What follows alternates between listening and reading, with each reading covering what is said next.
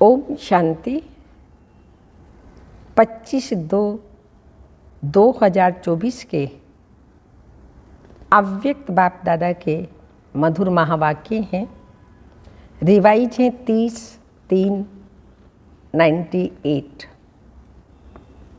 मुरली की हेडिंग है सर्व प्राप्तियों की स्मृति इमर्ज कर अचल स्थिति का अनुभव करो और जीवन मुक्त बनो। आज भाग्य विधाता बाप अपने विश्व में सर्वश्रेष्ठ भाग्यवान बच्चों को देख रहे हैं। हर बच्चे के भाग्य की महिमा स्वयं भगवान गा रहे हैं। बाप की महिमा तो आत्मा ही गाती है, लेकिन आप बच्चों की महिमा स्वयं बाप करते हैं। ऐसे कभी स्वप्न में भी नहीं सोचा था कि हमारा इतना श्रेष्ठ भाग्य बना हुआ है, लेकिन बना हुआ था, बन गया। दुनिया के लोग कहते हैं भगवान ने हमको रचा, लेकिन ना भगवान का पता और ना रचना का पता। आप हर एक भाग्यवान बच्चा अनुभव और फक्र से कहते हो कि हम शिववंशी ब्रह्मा कुमार ब्रह्मा कुमारियाँ हैं। हमको मालूम है हमें बाप दादा ने कैसे रचा। चाहे छोटा बच्चा है, चाहे बुजुर्ग पांडव हैं, शक्तियाँ हैं, किसी से भी पूछेंगे आपका बाप कौन है, तो क्या कहेंगे? फलक से कहेंगे ना कि हमको शिव बाप ने ब्रह्मा बाप द्वारा रचा, इसलिए हम भगवान के बच्चे हैं, भगवान से डायरेक्ट मिलते हैं। ना सिर्फ परम आत्मा व भगवान हमारा बाप है, लेकिन वह बाप भी है, शिक्षक भी है और सतगुरु भी है। सबको यह नशा है ताली बजाई, एक हाथ की ताली बजाना। अभी यह भी एक्सरसाइज बुजुर्गों को सिखानी पड़ेगी। बच्चों को खुश देख बाप दादा भी खुशी में झूलते हैं और सदा कहते हैं वाह मेरा हर एक श्रेष्ठ भाग्यवान विशेष आत्माएं। बाप के रूप में परमात्म पालना का अनुभव कर रहे हो। यह परमात्म पालना सारे कल्प में सिर्फ इस ब्राह्मण जन्म में आप बच्चों को प्राप्त होती है। जिस परमात्म पालना में आत्मा को सर्व प्राप्ति स्वरूप अनुभव होता है। परमात्म प्यार सर्व संबंधों का अनुभव कराता है। परमात्म प्यार देह भान को भी भुला देता है, साथ साथ अनेक स्वार्थ के प्यार को भी भुला देता है। ऐसे परमात्म प्यार परमात्म पालना के अंदर पलने वाली भाग्यवान आत्माएं हो। कितना फ़ायदा परमात्म प्यार कराता है। कितना आप आत्माओं का भाग्य है जो स्वयं बाप अपने वतन को छोड़कर गॉडली स्टूडेंट्स को पढ़ाने आते हैं। ऐसा कोई टीचर देखा जो रोज़ सवेरे सवेरे दूर देश से पढ़ाने के लिए आवे? ऐसा टीचर कभी देखा? लेकिन आप बच्चों के लिए रोज़ बाप शिक्षक बन आपके पास पढ़ाने आते हैं और कितना सहज पढ़ाते हैं। 2 शब्दों की पढ़ाई है। कौन से हैं वो 2 शब्द? 2 शब्दों की पढ़ाई है, आप और बाप। इन्हीं 2 शब्दों में चक्कर कहो, ड्रामा कहो, कल्प वृक्ष कहो, सारी नॉलेज समाई हुई है। और पढ़ाई में तो कितना दिमाग पर बोझ पड़ता है। और जो पढ़ाई पढ़ते हैं दिमाग पर कितना बोझ पड़ता है, और बाप की पढ़ाई से दिमाग हल्का हो जाता है। हल्के की निशानी है ऊंचा उड़ना। हल्की चीज़ स्वतः ही ऊंची होती है। तो इस पढ़ाई से मन बुद्धि उड़ती कला का अनुभव करती है, तो दिमाग हल्का हुआ ना। तीनों लोगों की नॉलेज मिलती है। तो ऐसी पढ़ाई सारे कल्प में कोई ने पढ़ी है? कोई पढ़ाने वाला ऐसा मिला तो भाग्य है ना। फिर सतगुरु द्वारा श्रीमत ऐसी मिलती है जो सदा के लिए क्या करूं, कैसे चलूं, ऐसे करूं, नहीं करूं, क्या होगा, आदि आदि ये सब क्वेश्चन समाप्त हो जाते हैं। क्या करूं, कैसे करूं, ऐसे करूं, वैसे करूं, इन सब क्वेश्चन का एक ही शब्द में जवाब है। कौन सा एक शब्द? Follow father.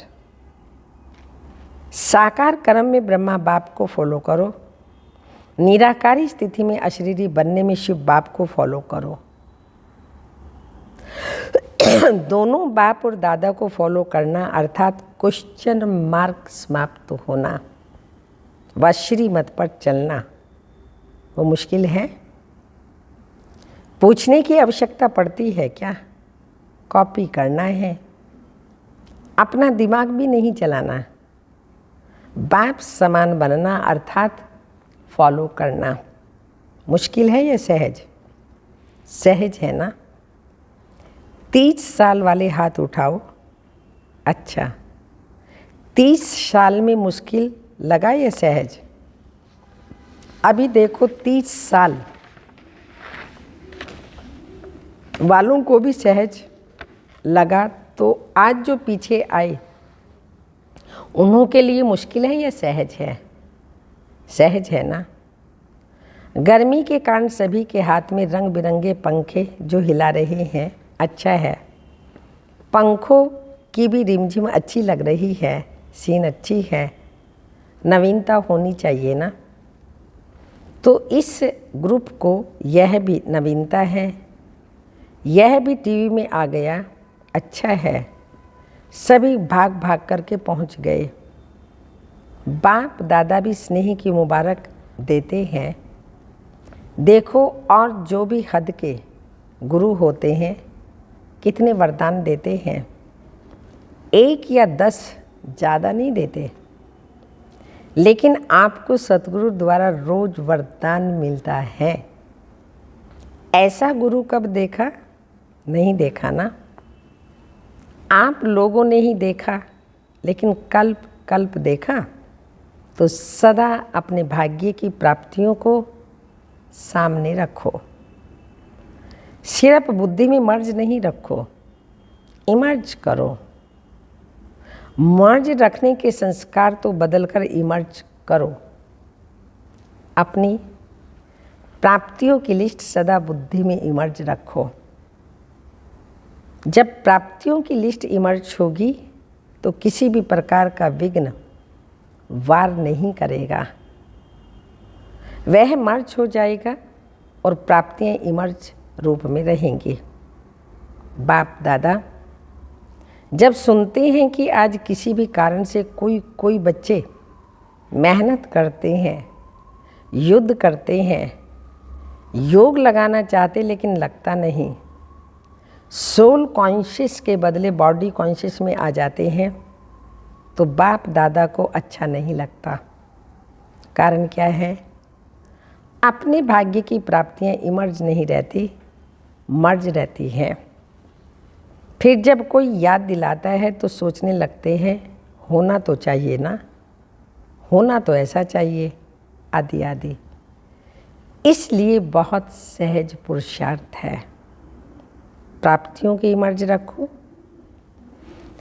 जब से ब्राह्मण बने तब से अपने भाग्य को स्मृति में रखो। हलचल में नहीं आओ, अचल बनो।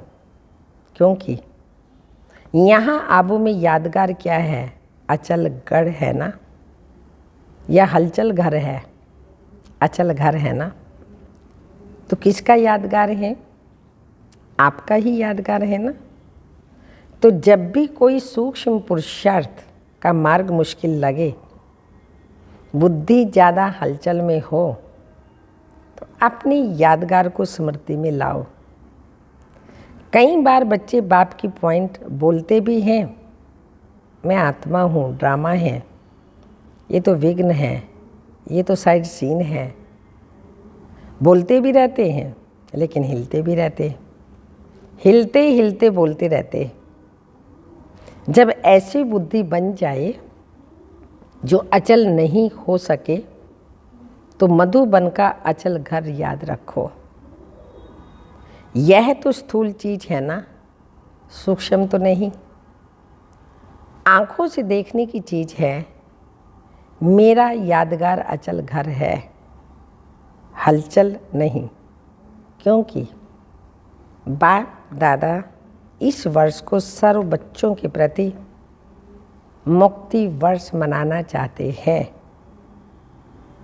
ऐसा नहीं हो हाथ उठवाते तो कोई का उठे कोई का ना उठे, नहीं। सभी खुशी खुशी से हाथ की ताली बजाई, सभी बजाने लगे। चलो अभी बजा दी तो ठीक है, लेकिन ऐसे ही बाप दादा इस वर्ष से समाप्ति में इतनी जोर से ताली बजाते देखें। अभी तो बजाई अच्छा है, लेकिन तब भी बजाना, बजाएंगे। देखो हाथ की ताली बजा के तो खुश कर दिया, लेकिन बाप दादा नए वर्ष में जो अपना 18 जनवरी विशेष ब्रह्मा बाप के शरीर से मुक्त होने का दिन है, तो 18 जनवरी में बाप दादा फिर हाथ उठवाएंगे कि मुक्ति वर्ष मनाया, या सिर्फ सोचा मनाना है। सोचते तो नहीं रह गए ना, स्वरूप में लाया। वह सोचते सोचते लास्ट में भी सोचते रहेंगे। यह रिजल्ट बाप दादा देखना चाहते हैं, दिखाएंगे। अच्छा याद रहेगा ना। प्राप्तियों को सामने रखो, बाप की याद के साथ साथ बाप ने जो दिया वह भी इमर्ज करो। क्या बनाया और क्या मिला। बाप दादा इस वर्ष के बाद हर बच्चे को जीवन मुक्त स्थिति देखना चाहते हैं। भविष्य में जीवन मुक्त होंगे, लेकिन संस्कार जीवन मुक्त के अभी से इमर्ज करने हैं। और निरंतर कर्मयोगी, निरंतर सहज योगी, निरंतर मुक्त आत्मा के संस्कार अभी से अनुभव में लाओ। क्यों? बाप दादा ने पहले भी इशारा दिया है कि समय पर परिवर्तन आप विश्व परिवर्तक आत्माओं के लिए इंतजार कर रहा है। प्रकृति आप प्रकृतिपति आत्माओं का विजय का हार लेकर के आह्वान कर रही है। समय विजय का घंटा बजाने के लिए आप भविष्य राज्य अधिकारी आत्माओं को देख रहे हैं कि कब घंटा बजाने भक्त आत्माएं वह दिन सदा याद कर रही हैं। भक्त आत्माएं घंटा कब बजाएं, वो इंतजार कर रही हैं कि कब हमारे पूज्य देव आत्माएं हमारे ऊपर प्रसन्न हों और हमें मुक्ति का वरदान देंगी। दुखी आत्माएं पुकार रही हैं, कब दुख हरता सुख करता आत्माएं प्रत्यक्ष होंगी। इसलिए यह सब आपके लिए इंतजार व आह्वान कर रहे हैं। इसलिए हे रहमदिल विश्व कल्याणकारी आत्माएं, अभी इन्हों के इंतजार को समाप्त करो। आपके लिए सब रुके हुए हैं। आप सब मुक्त हो जाओ तो सर्व आत्माएं प्रकृति भक्त मुक्त हो जाएं। तो मुक्त बनो, मुक्ति का दान देने वाले मास्टर दाता बनो। अभी विश्व परिवर्तन की जिम्मेवारी के ताजधारी आत्माएं बनो। जिम्मेवार होना, बाप के साथ मददगार हो। क्या आपको रहम नहीं आता?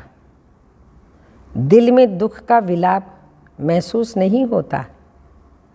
हे विश्व परिवर्तक आत्माएं, अभी अपने जिम्मेवारी की ताजपोशी मनाओ। बाप दादा ने पहले भी कहा है, सो हिमालय जितने बड़े बड़े विघ्न भी आ जाएं तो भी हटेंगे नहीं, हार नहीं खाएंगे। ताजपोशी मुक्ति वर्ष अवश्य मनाएंगे। बाप दादा रोज चार्ट देखेगा, ऐसे नहीं यहाँ से जाओ तो ट्रेन में ही कहो पता नहीं क्या हो गया, घर में गए तो बगले और हंस की लड़ाई लग गई।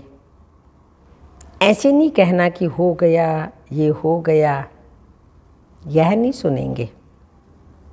आपके पत्र वेस्ट पेपर बॉक्स में डालेंगे, सुनेंगे नहीं। तो दृढ़ संकल्प करो, होना ही है। दृढ़ संकल्प करो, होना ही है। जहाँ दृढ़ता है वहाँ सफलता नहीं हो असंभव। तो सभी दृढ़ संकल्प वाले होना। टीचर्स हाथ उठाओ। टीचर्स बहुत हैं, सारे सेंटर्स खाली करके आए हैं क्या? देखो एक खुशखबरी सुना दे सॉरी, एक खुशखबरी सुनाते हैं। बाप दादा ने देखा, अभी देखा, सुना है कि सर्व मधुबन वालों ने अपनी परिवर्तन का लक्ष्य बहुत अच्छा रखा है। लक्षण तो देखेंगे लेकिन लक्ष्य बहुत अच्छा रखा। अपने में अंतर जो आया है वह भी लिखा, लेकिन बाप दादा को खुशी है, अंतर आना शुरू हुआ, आगे होता रहेगा। लेकिन सभी ने अपने दृढ़ संकल्प का उमंग उत्साह अच्छा दिखाया है। अभी कागज में है, लेकिन कागज में भी पहला कदम तो है। तो बाप दादा को खुशी हुई। क्यों? सारे वर्ल्ड के लिए हे अर्जुन मधुबन निवासी हैं। निमित्त मधुबन निवासी, सेकंड नंबर देश विदेश की निमित्त सेवाधारी टीचर्स हैं और सर्व सहयोगी साथी। सारा परिवार ब्राह्मण आत्माएं हैं। तो मधुबन का नक्शा बाप दादा देखेंगे कि बिल्कुल बदला हुआ दिखाई दे। मधुबन वालों तो कम आए होंगे, कईयों ने तो लिखा ही नहीं। आगे बैठने वालों ने कम लिखा, बहुत बिजी रहे। लेकिन जब काम मिलता है तो लिखने में भी मार्क्स जमा होती हैं। अगर नहीं लिखा तो मार्क्स एक्स्ट्रा कम हो गई, नुकसान कर दिया। जो भी डायरेक्शन मिलते हैं डायरेक्ट बाप द्वारा मिलते हैं, चाहे निमित्त आत्माएं दादियाँ द्वारा मिलते हैं, उसको रिगार्ड देना अति आवश्यक है। इसमें ना बहाना देना, ना अलबेलापन करना। आगे के लिए बाप दादा बता देता है कि मार्क्स जमा नहीं हुई, इसलिए इसको महत्व देना, अर्थात महान बनना। हल्की बात नहीं करो। बच्चे बड़े चतुर हैं, कहेंगे बाप दादा तो जानते ही हैं, जानते तो हैं, लेकिन कहाँ क्यों जानते हुए भी कहा ना। तो ऐसे छुड़ाना नहीं, अपने आप को ऐसे छुड़ा नहीं लेना। इसलिए बहुत ऐसे कार्य हैं छोटे छोटे जिसको हाजी करने में एक्स्ट्रा मार्क्स जमा होती हैं। कई ऐसे स्टूडेंट हैं जो किसी भी पास्ट के संस्कार के वश बहुत अच्छे उमंग उत्साह में बढ़ते हैं, लेकिन कोई ना कोई सुनहरी धागा, बहुत महीन धागा उनको आगे बढ़ने नहीं देता। वह समझते भी हैं कि यह महीन धागा रहा हुआ है, लेकिन ही कहेंगे। लेकिन ऐसे ही पुरुषार्थ है जो छोटी छोटी कॉमन बातों में हाजी करने से मार्क्स ले लेते हैं, और हो सकता है कि वह थोड़ी थोड़ी मार्क्स इकट्ठी होते हुए वह आगे भी निकल सकते हैं। ऐसे भी बाप दादा के पास एग्जाम्पल के रूप में हैं। इसलिए सहज तरीका है छोटी छोटी हाजी करने में मार्क्स जमा करते जाओ। कट नहीं करो, जमा करो। बाकी बाप दादा ने देखा, मेजॉरिटी ने अपना उमंग उत्साह अच्छा दिखाया है, इसलिए दृढ़ संकल्प के लिए विशेष उन मधुबन निवासी बच्चों को बाप दादा हाजी करने की मुबारक देते हैं। याद प्यार भी दे रहे हैं, लाख लाख गुना याद प्यार दे रहे हैं। क्यों? मधुबन है बाप दादा के स्वरूप को प्रत्यक्ष करने का शीश महल। तो एक बात की तो खुशी है, अभी कागज में आया हुआ है, कर्म में लाना ही है। ठीक है ना? अच्छा, मुबारक हो। अभी अगर आप सभी को अचानक डायरेक्शन मिले कि अभी अभी अशरीरी बन जाओ, तो बन सकते हो, बन सकते हो। यस।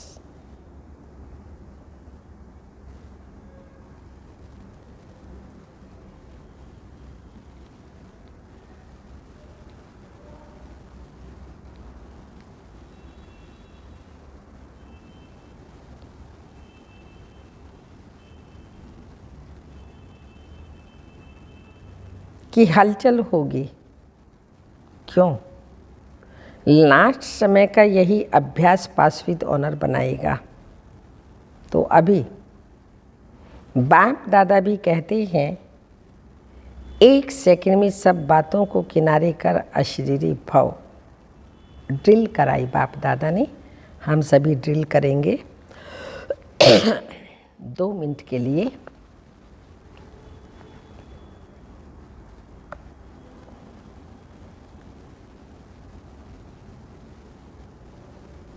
ओम शांति। मैं आत्मा भ्रकुटी के बीच चमकता हुआ सितारा, शरीर के भान को छोड़ अपने प्यारे बाबा के पास, अपने घर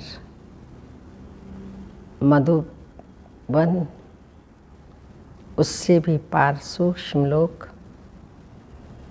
उससे भी पार परम धाम बाप के साथ निवास कर रही हूँ। सर्वशक्तिमान बाप से सर्व शक्तियाँ लेते हुए शक्तिशाली बनते हुए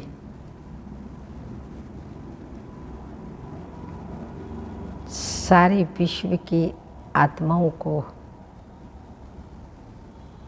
ग्लोब पर बैठ साकाश दे रही हूँ।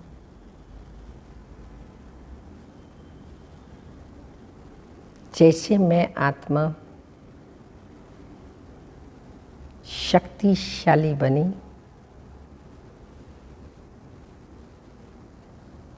सारे विश्व की आत्माएं शक्तिशाली बने,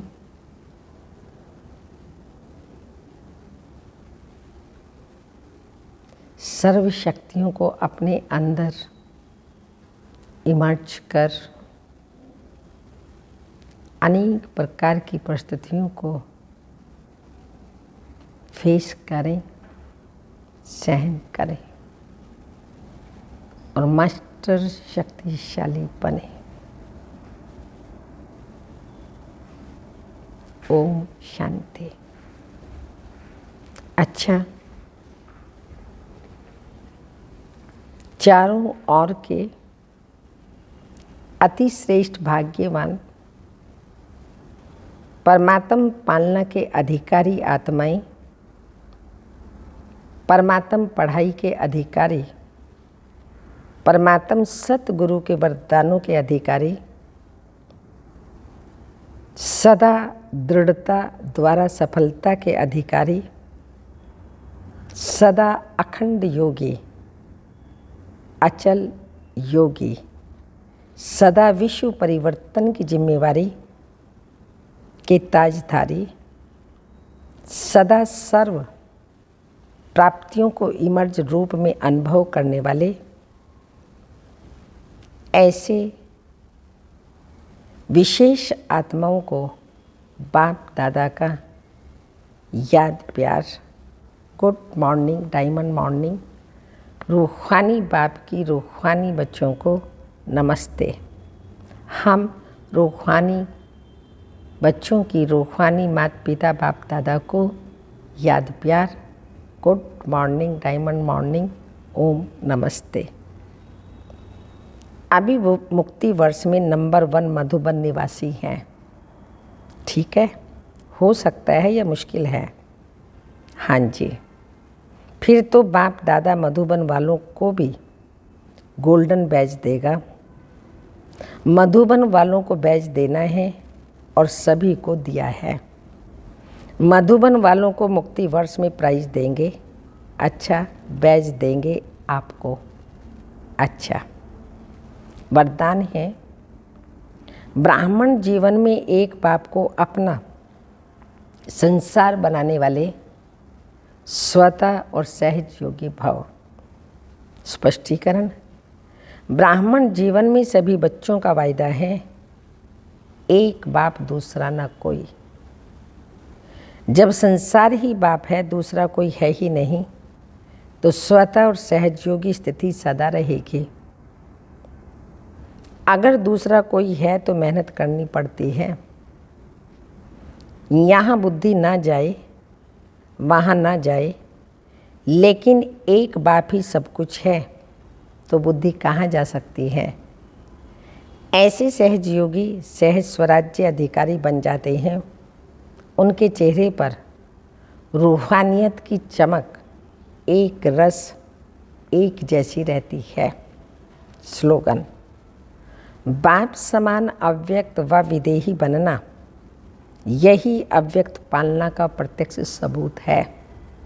बाप समान अव्यक्त व विदेही बनना, यही अव्यक्त पालना का प्रत्यक्ष सबूत है।